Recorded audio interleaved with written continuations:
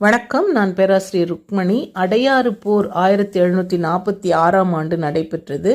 நிறைய போட்டித் தேர்வுகளில் கேட்கக்கூடிய ஒரு மதிப்பெண் வினாக்கள் இங்க கொடுக்கப்பட்டுள்ள குறிப்புகளில் ஒரு 6 மதிப்பெண்ணுக்கான வினாக்கள் இங்கே அடங்கியுள்ளன. அடையாற்று போர் என்பது முதல் கர்நாடக போரின் ஒரு முக்கியமான நிகழ்வாகும்.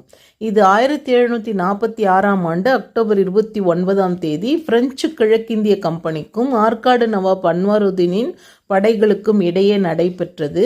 இந்த போரின் ஆரம்பத்தில் பிரெஞ்சு கவர்னர் டியூப்ளே ஆங்கிலேயரின் கட்டுப்பாட்டில் இருந்த சென்னையை முற்றுகையிட்டு கைப்பற்றினார். சென்னை கைப்பற்றப்பட்டதால் ஆத்திரமடைந்த ஆற்காடு நவாப் அன்வாருதீன் சென்னையை மீட்டெடுப்பதற்காக தனது மகன் மாஃபுஸ்கான் தலைமையில் 10,000 வீரர்களை கொண்ட படையை சென்னைக்கு அருகே உள்ள சாந்தோம் பகுதியில் அடையாறு நதிக்கரைக்கு அனுப்பினார். இப்படைகள் தோற்கடிக்கப்பட்டன.